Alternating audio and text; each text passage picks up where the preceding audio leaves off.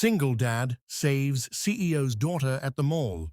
What he discovers changes everything. It was a rainy Saturday afternoon when Daniel guided his old car into the mall parking lot, windshield wipers brushing away the soft drizzle. In the back seat, his 7-year-old daughter Lily swung her legs and sang along with the radio, her energy finally back after a week-long cold. "Can we get sprinkles?" she asked. "Only if you promise not to drop them this time." Daniel chuckled, grabbing his worn jacket from the passenger seat. Inside the mall, warmth greeted them. A mix of cinnamon, coffee, and freshly baked pretzels floating in the air. The crowd buzzed with weekend life. Toddlers tugged at their parents, teens took selfies, and announcements echoed overhead. Lily's eyes lit up when she saw the ice cream stand glowing ahead. "Rainbow swirl," she shouted, running a few steps ahead. Daniel followed close behind, pulling his wallet from his jeans. As he stood in line, a small, piercing scream sliced through the background noise. Heads turned. Daniel's instincts kicked in before his thoughts could catch up. He spun around and saw her, a little girl, no more than 6, knees on the floor, clutching her throat with sheer panic in her eyes. Her tiny frame shook as she struggled for air. People around her stood frozen, unsure, afraid, doing nothing. Without a second of hesitation, Daniel dashed forward, dropping his iced coffee to the floor where it splattered across his shoes. "Lily, stay there," he called behind him. He dropped to his knees beside the girl. Her lips were starting to turn blue. Her chest heaved. She couldn't speak, couldn't cry, could barely breathe. "She's having an asthma attack," Daniel shouted to the silent onlookers. "Someone call 911, he barked, already digging into his messenger bag. His hands trembled as he searched, pushing aside an old toy car, Lily's snack wrapper, and then he found it. A blue inhaler. Lily's. She hadn't needed it in a year, but he'd never taken it out. Some part of him always kept it just in case. He quickly checked the date. Still good. "Hey, sweetheart," he said gently, lifting the girl's head slightly. "I've got something to help you, okay?" Her eyes fluttered, terrified but trusting. He pressed the inhaler to her lips. "Breathe in. Hold it. Good girl. Now exhale." She obeyed, barely. He gave another puff, then another. Slowly, her chest began to rise with more rhythm. The trembling lessened. The color returned to her cheeks like sunrise breaking through fog. "You're okay," he whispered, rubbing her back. "You're gonna be okay." Her small fingers gripped his sleeve. Around them, the crowd began to move. A few people made calls. A security guard ran over, but Daniel didn't notice. His world had narrowed to this little girl in his arms, fighting for breath. A mall medic arrived, knelt beside them, and checked her pulse. "She's stabilizing," he said. "Thanks to you." Daniel nodded, still holding her hand. "I'm just glad I had the inhaler." The medic gently lifted her into a wheelchair. As they wheeled her away, the girl reached back toward Daniel. He smiled and gave a soft wave. For a moment, they simply looked at each other. No words, just connection. He stood slowly, breath catching in his chest. Then he remembered. Lily. He turned quickly and jogged back across the court. She was right where he left her, sitting on a bench, holding her melting cone and her teddy bear. "Did she get better?" Lily asked with innocent worry. Daniel hugged her tightly. "She did. Because of you, actually. That inhaler saved her life." Lily blinked. "Mine?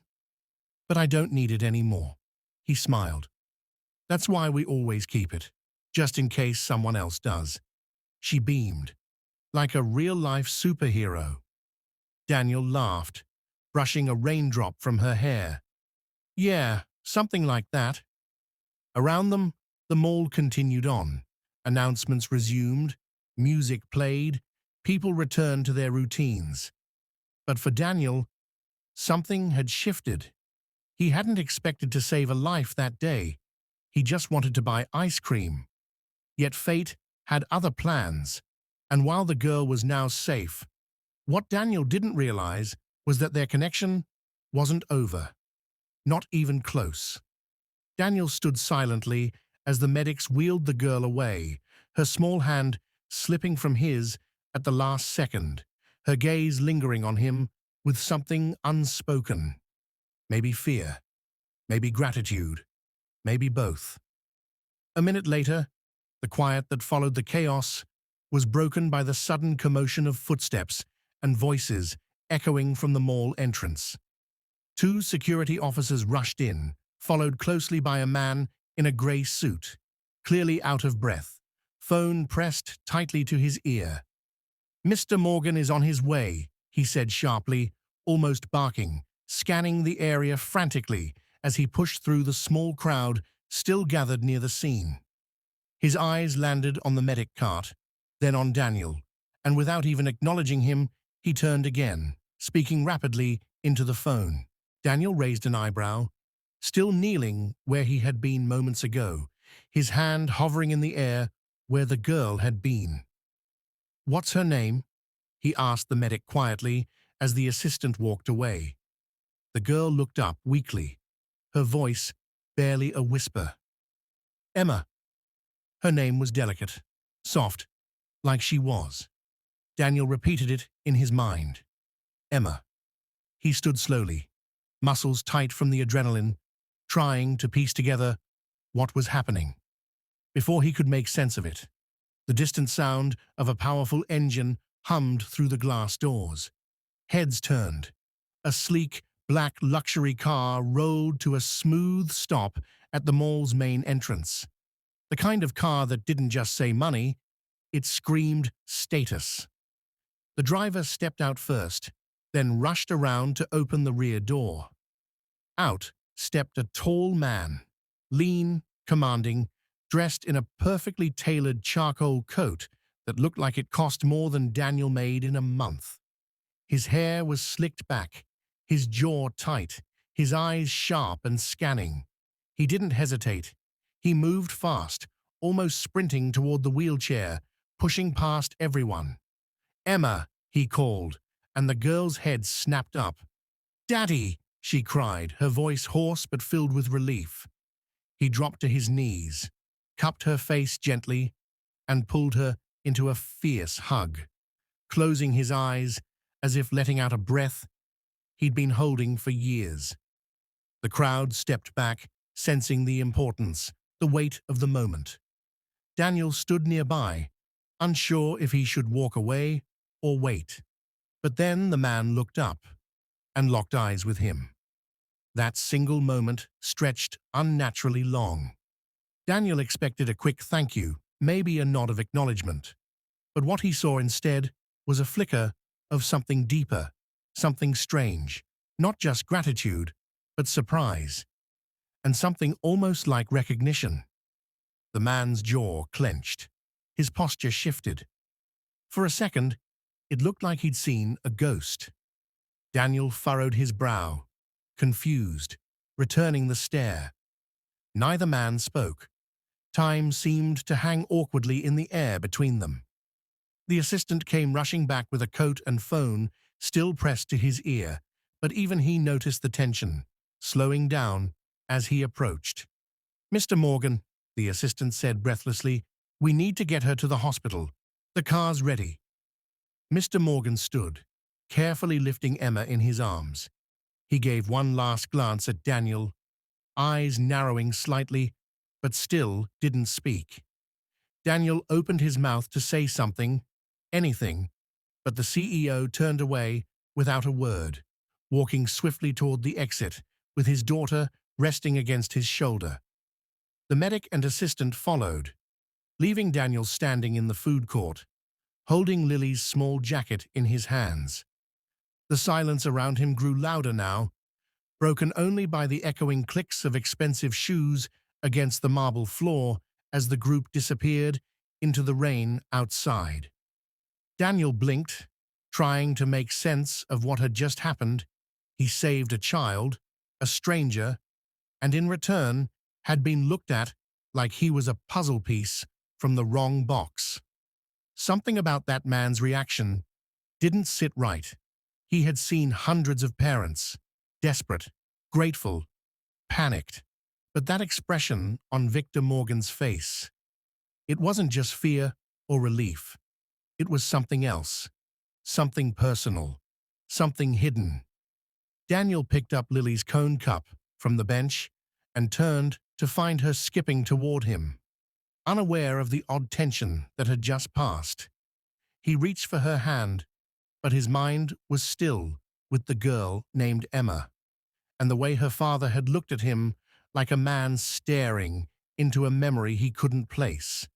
The next morning began like any other. Daniel made pancakes while Lily hummed a cartoon theme song and tried to cut bananas into perfect circles. He had almost convinced himself the strange encounter at the mall was behind him, until a soft knock at the door interrupted breakfast. A man in a charcoal suit stood outside, holding a sealed white envelope with gold edges and a faint embossed logo. "From Mr. Morgan," the man said curtly, handing it over before turning and disappearing into the morning fog. Daniel opened it slowly, scanning the neat handwriting that invited him and Lily to dinner that evening at the Morgan estate. No explanation, no formality, just a time, address, and a polite thank you. He turned the card over twice, unsure what to make of it. Curiosity tugged at him, harder than hesitation. By 6 p.m., he found himself driving up a long paved road surrounded by iron gates and carefully trimmed hedges, a far cry from the cracked sidewalk and dim streetlights of his neighborhood. Lily gasped from the back seat. "It's like a castle." The Morgan estate rose ahead like something out of a movie, grand, pristine, lined with glowing lamps that lit the driveway in soft golden tones. A butler opened the door before they even knocked. "Mr. Daniel, Miss Lily, right this way." They were led through hallways lined with oil paintings and velvet chairs until finally the double doors at the end opened to reveal a dining room that shimmered in candlelight.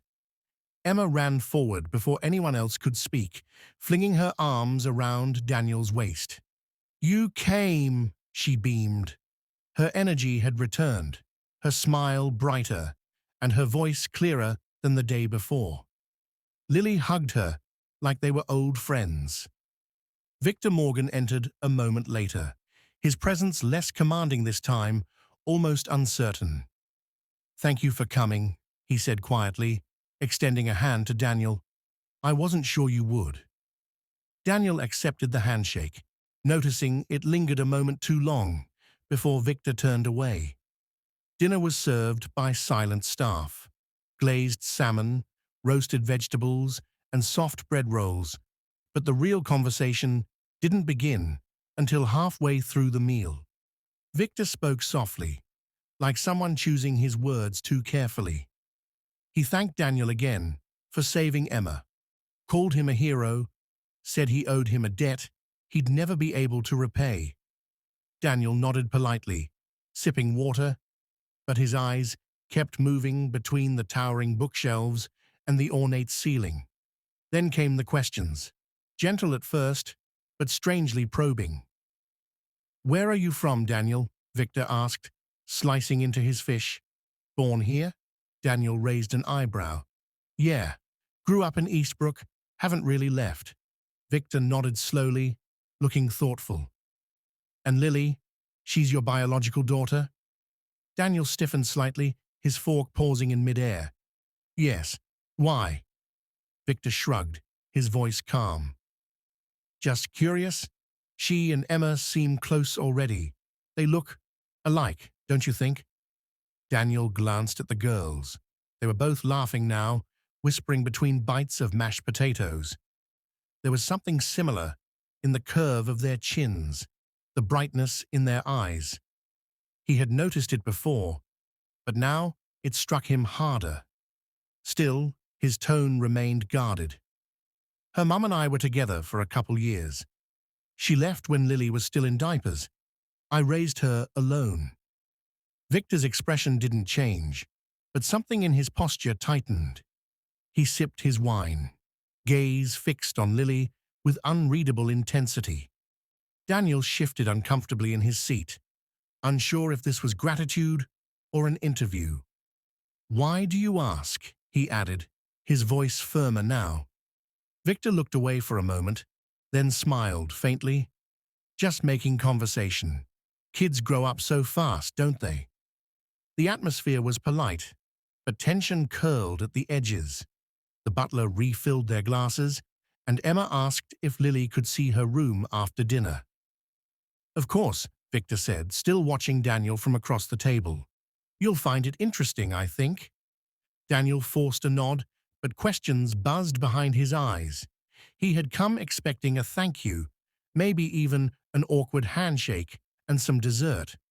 What he didn't expect was the quiet weight in Victor's tone, the way he studied Lily, not like a man grateful to a stranger, but like someone trying to remember something important.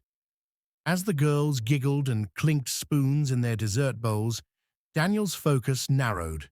The resemblance wasn't just imagined, it was real, too real to ignore. The following morning brought a silence Daniel couldn't shake, even as Lily danced around the kitchen, humming to herself, her laughter echoing through the small apartment.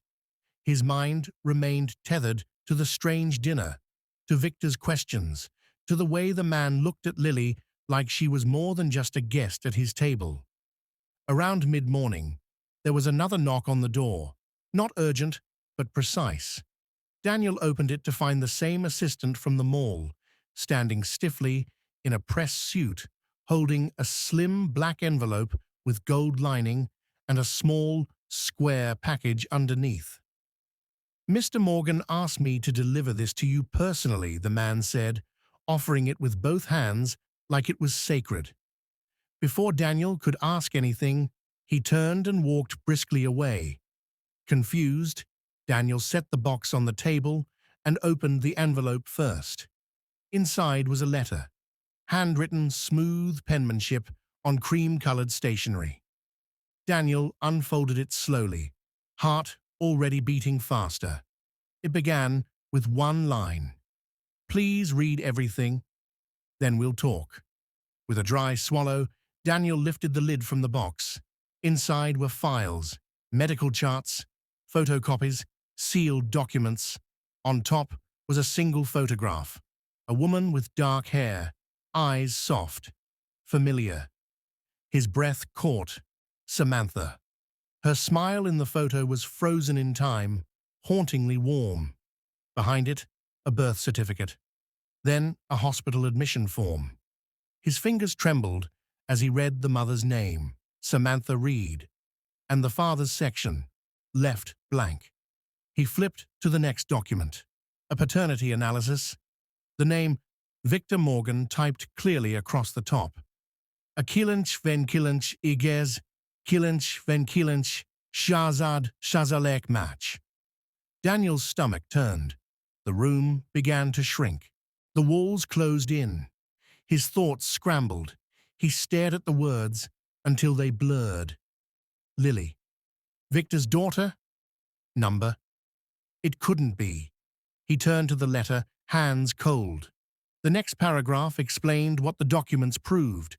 Samantha had dated Victor during college. They'd broken up badly. She had disappeared, moved cities, never contacted him again. He didn't know she was pregnant. He had no idea a daughter had been born. Years later, she met Daniel. Two single souls trying to escape their pasts. They lived quietly, humbly. And then one rainy night, Samantha was gone. A car accident. Daniel had been the one holding Lily when they told her. She was only 2. And from that moment on, he became everything she needed. Father, protector, comfort, guide. He didn't ask questions. He didn't search the past. He loved her fully, without condition, without blood. But now, the past had arrived, neatly packed in a box with seals and signatures and facts he didn't ask for. He set the papers down with shaking fingers. On the floor, Lily was building a tower with her blocks, tongue sticking out in concentration. She looked up at him and smiled. "It's gonna be the tallest one yet, Daddy." His chest ached.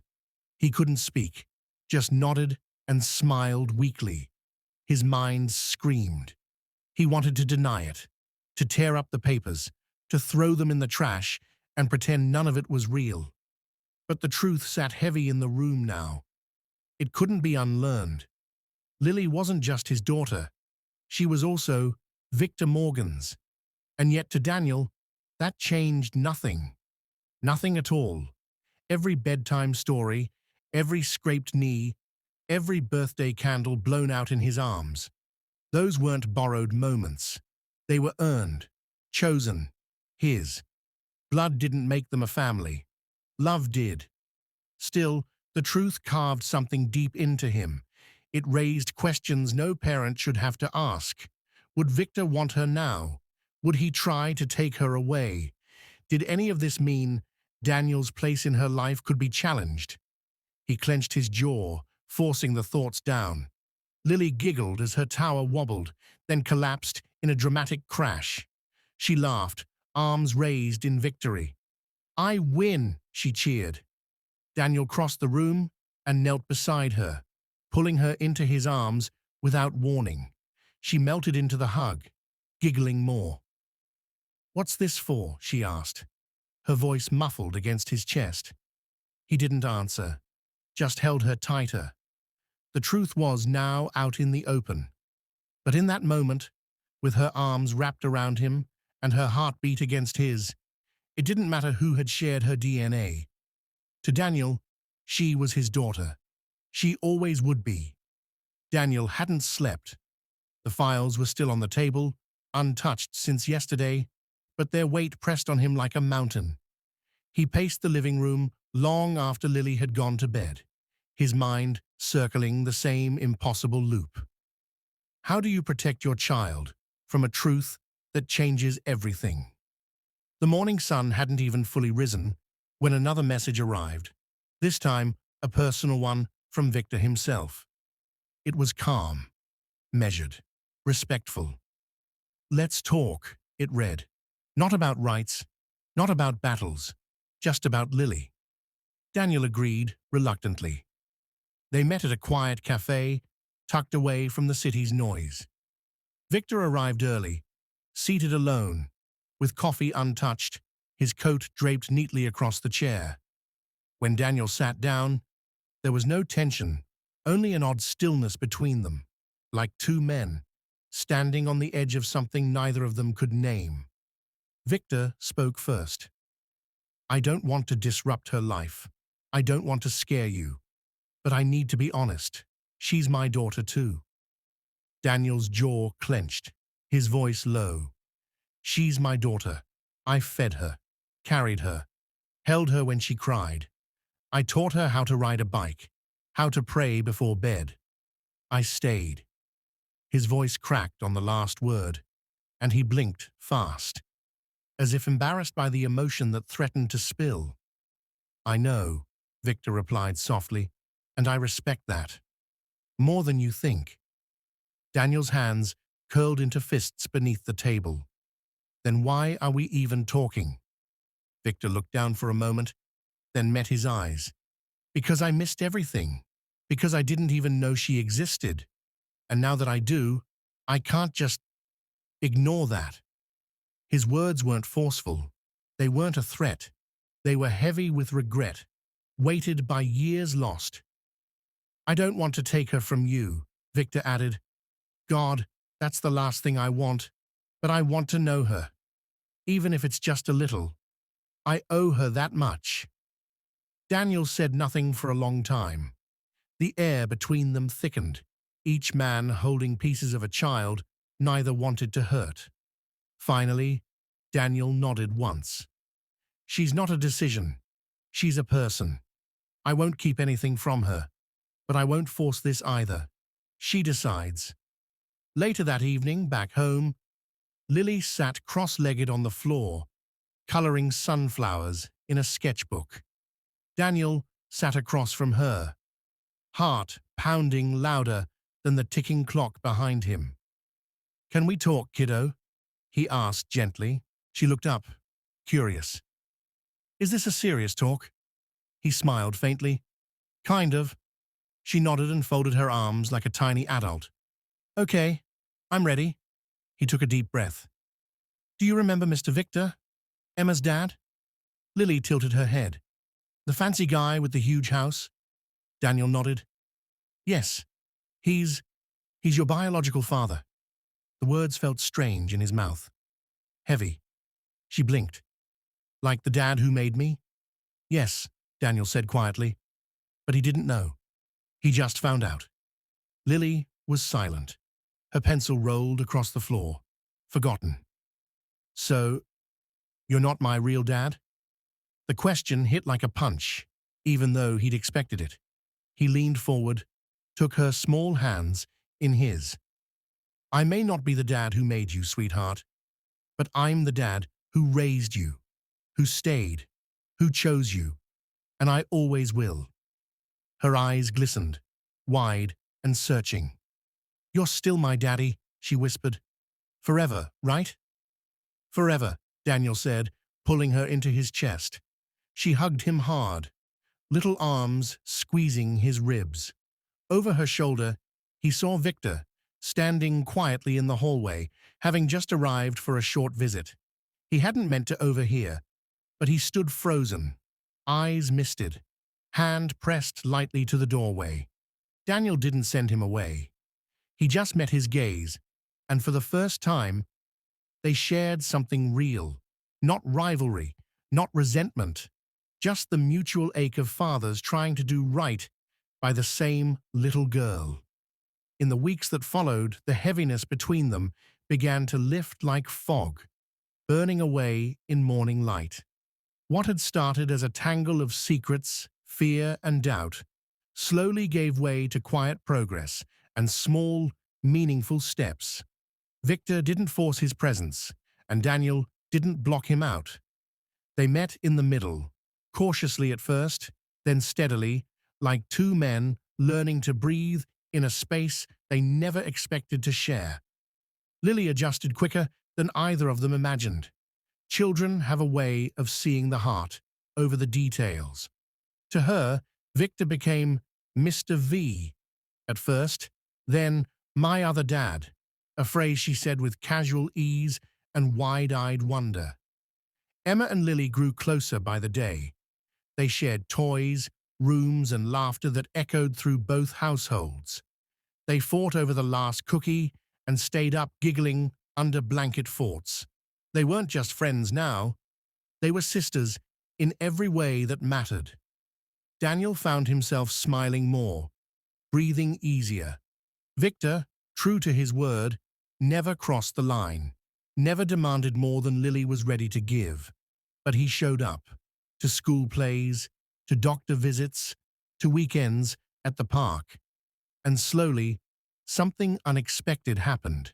Daniel began to trust him. One afternoon, Victor stopped by Daniel's place with a folder and a quiet proposal.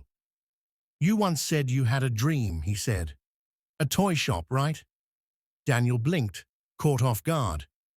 "Yeah, years ago, back before real life hit." Victor slid the folder across the table. Inside were lease options, supplier contacts, and startup funds. "Let's build it," he said simply. "Not charity, a partnership. For Lily, for both of us." Daniel stared at the papers, then at Victor, then back again. No ego, no catch, just support, just belief.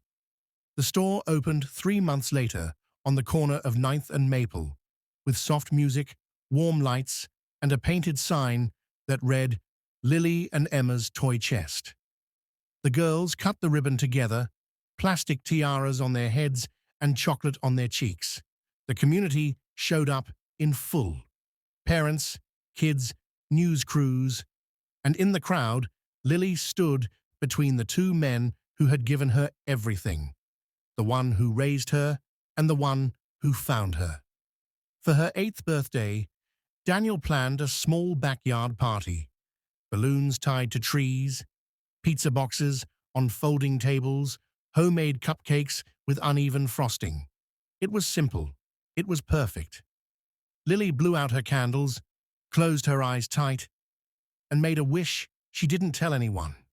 But afterward, she ran up and hugged both of them, arms wide, one on each side, and whispered, "Thank you for giving me the best family ever." Neither man responded at first.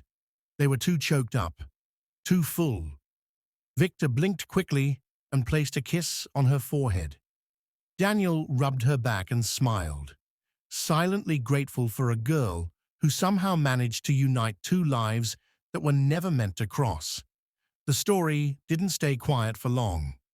A local reporter covering the toy shop grand opening picked it up and turned it into something more. CEO's daughter, rescued by single dad, the truth that united two families, the headline read, paired with a photo of Lily holding both their hands, beaming like she carried the sun inside her. It spread. People shared it not because of the twist or the wealth, but because it felt like something rare. A story not just about survival or fate, but about choice, about men putting ego aside, about fatherhood that wasn't about who arrived first, but who stayed. One evening, weeks later, the three of them stood in the toy shop after closing.